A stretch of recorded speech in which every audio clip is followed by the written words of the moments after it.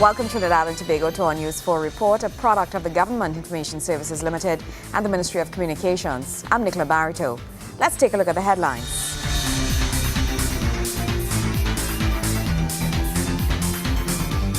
Consultations are ongoing for the development of a draft policy framework for multiculturalism and the draft national cultural policy. Minister of Foreign Affairs and Member of Parliament for Tunapuna plays a key part in United Nations Day celebrations. And the city of San Fernando takes the phrase "going green" to another level. Thank you for joining us.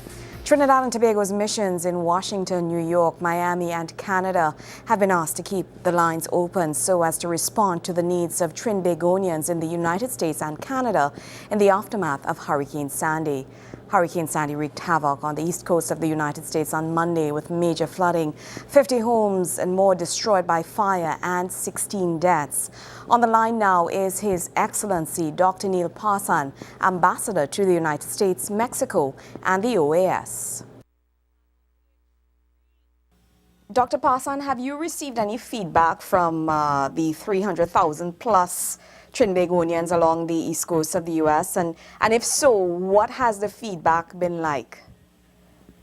Yes, I have. I've been in touch between last night and all of today, and the feedback has really been one of, major flooding, some property damage to vehicles, a lot of debris on the road, and a lot of Trinidadians in Trinidad and Trinidadians in the States are a bit concerned about getting in contact with loved ones, friends, peers, and family, because of infrastructure is down, and they've been trying to communicate. We've been trying to facilitate them as best as we can.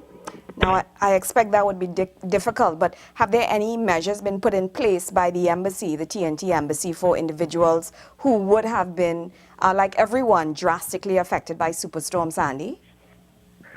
The priority right now for the next 48 hours is going to be really securing life and limb.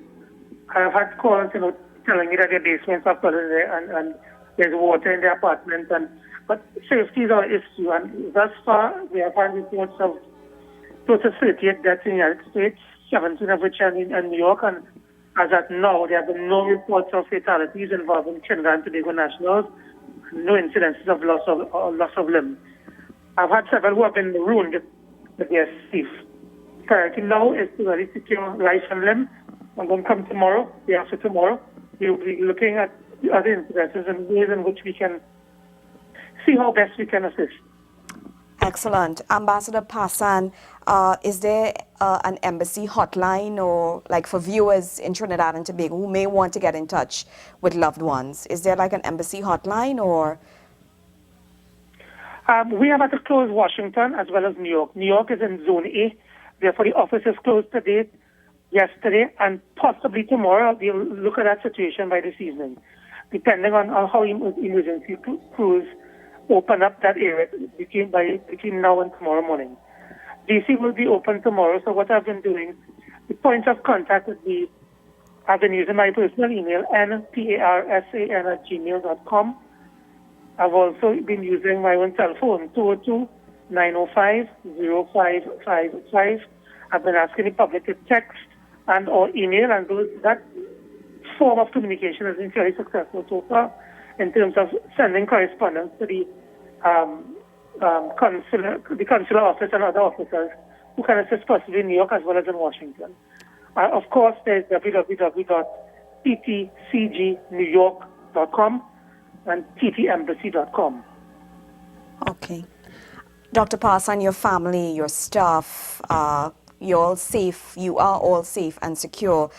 Just a brief synopsis of the experience, though, if you can. Last night it was anxiety, suspense, and I don't know what will happen attitude. Today it's one of relief and thank God. Tomorrow I expect it to be one of emotional depression when one appreciates the aftermath and the level of destruction. I think we need to be prepared for that. But all members of staff are safe. We did have to take some proactive measures in terms of relocating some staff from their present place of abode to other areas. And but all staff are safe and accounted for. That is very good to hear, Dr. Parsan. one last thing, and I know this is probably beyond what is going to be happening in the next couple of days in terms of cancellation of flights, power outages, transportation, etc. But I just need to ask, though, in your capacity as Trinidad and Tobago ambassador, do you foresee that the U.S. elections will still take place on November 6th? Can we look that far down the road? At the risk of not being able to employ a crystal ball, from all accounts by His Excellency the President, he did indicate that the elections will go on as planned. What may happen, as also indicated, was there may be a delay in the election results. We don't know, but fingers crossed, let the electoral process take care of itself. All right.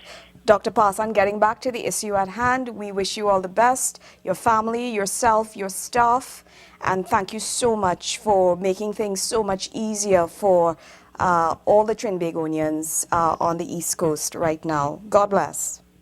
Thank you kindly. Thank you. That was Ambassador, His Excellency Ambassador Dr. Neil Parson, Ambassador to the United States, Mexico, and the OAS. And in a statement yesterday, Prime Minister, the Honorable Kamla Persad-Bissessar, called on the national community to join her in prayer for everyone in the path of Hurricane Sandy. The statement added, quote, "I am deeply concerned that among those in the path of the storm are thousands of nationals from Trinidad and Tobago, CARICOM, and the United States, whom I urge to follow the instructions of emergency personnel and those in authority in order to protect their lives and minimize damage." In other news, Multiculturalism Minister Dr. the Honorable Lincoln Douglas says holding on to racial tones can only tear down society if we are seeking to focus on culture belonging to Trinidad and Tobago. His comments came as consultations are ongoing for the development of a draft policy framework for multiculturalism and the draft national cultural policy. Discussions are expected to garner ideas, opinions, and perspectives of a number of key stakeholders in the arts and culture sector, as well as those of the national community in general. Multiculturalism Minister Dr. Lincoln Douglas is urging citizens to move their thinking away from culture being associated with race, as we are one people. Speaking at the creation of a draft policy document on national culture and on multiculturalism, Minister Douglas says there was much to be celebrated in our diversity as a nation. We have to expand our mind to think beyond the idea of race, which is actually an obsolete category that is primarily the domain of cultural and not cultural, social and political thinkers that define people in those categories. But ladies and gentlemen, our diversity stretches across history and time, and the state must develop some mechanism or some method to consciously treat with the issue of a plural society. Why? Because I am telling you, ladies and gentlemen, we have been fortunate, but there are many countries that have not been. And some of them, the diversity is not even in terms of what we call phenotypical characteristic, the way people look. It just has to do with religion or born on the different side of the river. Minister Douglas explains how the policy can transform and secure a more interconnected society. We want a cohesive policy to do all of this. Each citizen has the opportunity, in accordance with our constitutionally enshrined rights, to participate and to safeguard all of these. This oneness is not uniform or homogeneous. This oneness that we have here in Trinidad is multifaceted, and we want it to be cohesive. The cultural policy focuses on gearing the state towards cohesive, rationalized, data-driven policy articulation and implementation. Its focus is on clarifying the scope of the cultural sector, setting the main developmental priorities, and outlining the basic operational methodology for implementation of the same. While similar consultations were held previously, Director of Culture Ingrid Ryan Ruben gave the assurance that former discussions would be used as a platform to go forward, as they have already established multiple useful findings. Well, it's wonderful to come to a place where we all believe the same thing about the same things, because we are diverse people, because we are individuals. We will never be in a place where everybody agrees on every word. But we can be in a place where we all come to consensus over the fact that we need one for guidance. And perhaps what you might find is come to a place where we say, this can take us there while we continue to review. The National Policy Document on Culture is expected to be finalized in 2013 with a fully published map detailing research conducted and the development of new projects. Kimberly Ramkalawan, News 4. News 4 continues after the break. Stay with us.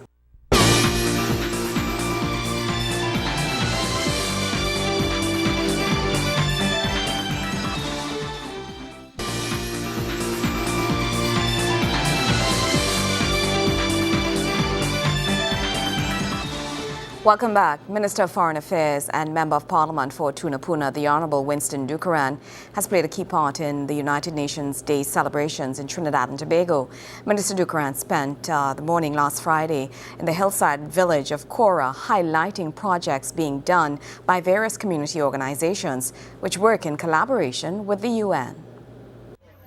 Residents, diplomats and United Nations representatives gathered at the Kora Activity Center in Kora Valley to celebrate United Nations Day in Trinidad and Tobago. Also present in his first official function as an ambassador was former National Security Minister and TNT's ambassador to the United Nations in Geneva, Brigadier John Sandy. Minister Dukaran, in emphasizing the importance of a green economy, says Kora was chosen as the area to celebrate UN Day because of its virgin forests and natural ecosystems. He insists a green economy is what is necessary moving forward and believes it will play a major role in providing a sustainable future. Minister Dukaran also reiterates the government's commitment to finding a solution to implementing a green economy. The green economy is about the future. The green economy is about our children who are here and our students. The green economy is about making life in our own country one in which we can reap the rewards and potential of the steps that have been taken. The green economy, however, has found itself into many different challenges. And today, we have recognized that in the efforts to develop an international regime for the promotion of the green economy, we have come to the very basic issue, how it will be funded. That remains a critical issue. And as the Foreign Minister of Trinidad and Tobago, I've had the opportunity to lend my voice and support on behalf of the government of Trinidad and Tobago to finding the appropriate solution to the global challenges facing the green economy. Mr. Dukaran also says a plan is being put in place to deal with land erosion and climate change in the Kora Valley. This plan includes an eco-agriculture project which will encourage greater environmental awareness among farmers in Kora. The plan will seek to explain the negative impacts of farming in the community on the environment and downstream communities. There are also plans for a payment for ecosystem services model and a fire guardian system. Also, the Caribbean Natural Resource Institute, or CANARI project, will be implemented in an effort to create awareness and formulate action against climate change in the Kora Valley. Gregory McBurney, News 4. News 4 continues after the break. Stay with us.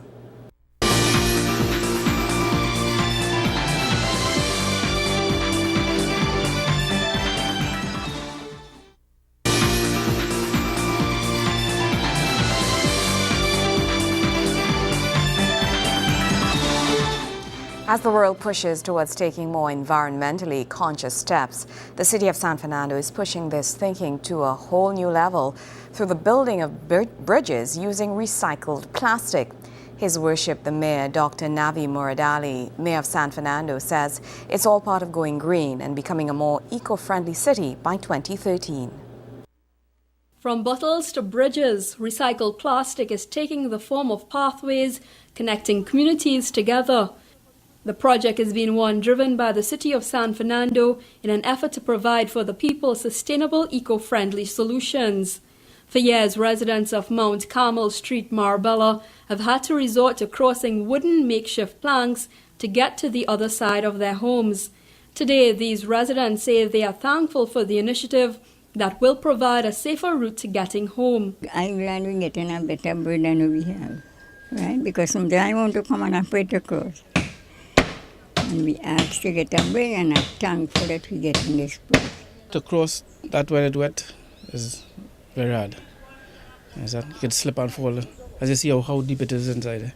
Councillor for the Marbella East District, Jason Williams, says the initiative was in response to concerns of the plight residents faced getting in and out of their homes. Right now, there's no access in or out other than this. So all these residents are very happy that we are constructing something that will allow them access. What has happened in the past, what you have seen, is a makeshift wooden bridge that they have constructed, which was dangerous for them as they cross it. Because the water comes high, it is actually a scene to behold. So they are happy, we are happy, and we are not just constructing a regular bridge, we are using also environmentally friendly material based out of recycled material. We are constructing this bridge. The installation process is relatively simple. As manager of the project, Portia D'Souza explains, it utilizes the same materials used in the Chaguaramas boardwalk and assures its durability and strength. The material is recycled plastic. It's very strong. It actually is good for our environment because it's low maintenance. It's not like wood where you have that type of maintenance where you have to be painting all the time. It's a 50-year warranty actually on this, so it's going to last a long time. From start, we have to obviously build the abutments, which is what the structure will stand on. So that is really the most of our construction is the abutment. The actual bridge takes 2 to 3 days to build and install. So the abutment takes around two weeks, especially based on the weather. Remember, we have to deal with rain. So if everything is fine, the concrete has to cure for a period of time. So we're talking about roughly 2 weeks to build the abutment and to actually do the bridge, about 2 to 3 days. So we're talking about 3 weeks from start to finish. Apart from Mount Carmel, the city has completed the construction of another bridge located on Manjack Street, Vista Bella, which will serve as a walkway for residents in the area. It's small steps like these that fit into the mayor's plans of transforming the city of San Fernando into an eco-friendly one, as part of his initiative Going Green. Going green in the city of San Fernando to become a green city in 2013, it really has to do with our policies and programs. The policies meaning that whenever we are building walkways, bridges, wherever we can use recycled plastic, we will try to use recycled plastic in our building projects. You know, we have the Boardwalk project coming up for the King's Wharf area, and certainly we want to use recycled plastics and recycled materials for the benches. We want to have solar lighting and so forth. So all of these must be a policy. Ms. D'Souza says this project is one she hopes will set an example for others to follow. Right now we partner with a company in the United States to bring in this material. The material is presently imported. It's plastic lumber made from recycled plastic. Bottles, those water bottles you see all over, thrown all over the landfill. Water bottles, Clorox-based bottles, that's what is made out of recycled plastic. Members are actually made in the United States, so we don't bring in the bottles or anything like that. The whole process is done in the United States, and we bring in the material and we assemble the entire thing here. It is our hope that we eventually want to go to the route of actually having this process done in Trinidad. But of course, you know, that is going to take a little while to get to that point. But this is our whole goal, to get this process done in Trinidad, because we don't want to be forever having to be importing this thing into Trinidad. We want to be able to actually take what we have here and use it to make the actual recycled plastic. Mayor Murdali says such initiatives go beyond recycling waste materials, but extend to changing the culture and mindset among the people towards becoming more eco-friendly. We have a recycling project in the City Hall in San Fernando where we recycle paper, plastic and glass, and certainly that has been working very, very well, and it really doesn't cost the taxpayer anything. The companies come, they collect it free of charge from City Hall. We have recycle bins in all of our departments at City Hall, and we want to expand that project throughout the city. As you can see, these two bridges not only aids in connecting physical pathways, but the gap between us and the environment. Kimberly Ram-Calawan, News 4. Sport is up right after the break.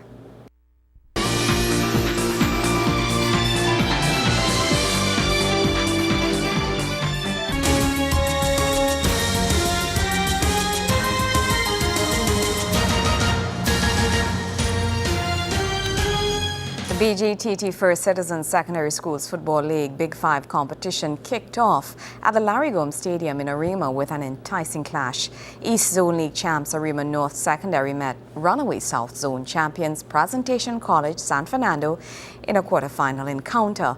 And News 4 Sports was there. Wayne Cunningham has the highlights. The highly anticipated secondary schools Big Five clash between Presentation College San Fernando and Arima North Secondary came off on Monday at the Larry Gomes Stadium in Malabar, with both teams missing key players due to duty with the National Under-20 team. Despite playing away from home, the Presentation boys were clear favourites due to their 12-0 record with some 45 goals. But the man responsible for most of those strikes was National Under-20 player Shaquille Henry. Arima was also missing their key striker, Marcus Gomez, but they had the first real sight at goal, Jesus Perez, with a well-struck free kick, but the press keeper, Kelvin Henry, saves well.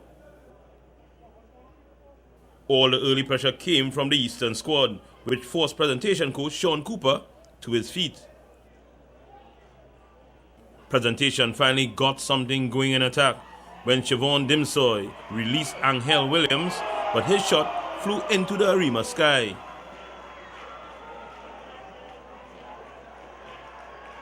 The Southerners continue to have problems defending the set plays, but managed to keep the scores at 0-0 going into the halftime break. On the resumption, it was still Arima doing all the attacking, led by Kervin Mohammed, but the shooting was off. And when they did get it close, Henry was there.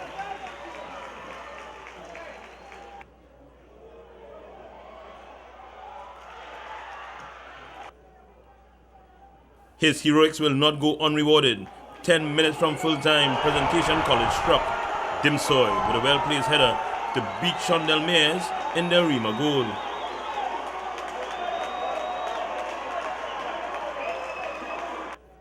Dimsoy timing the cross from Williams to perfection and leaves the keeper rooted in front of his goal.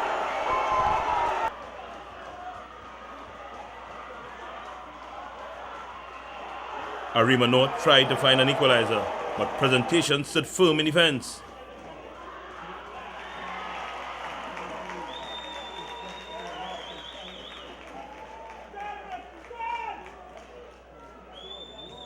Presentation College of San Fernando moving on to the semi-final of the BGTT First Citizens Big Five competition with a 1-0 win over Arima North Secondary. Prez will now meet the Tobago champion Scarborough Secondary on Wednesday at the Dwight York Stadium in Bacalar, Tobago. Wayne Cunningham, News 4 Sports. Well, that's how we wrap up on a Presentation College note. Remember, News 4 Report. This has been a production of the Government Information Services Limited and the Ministry of Communications. I'm Nicola Barreto. Thank you for joining us.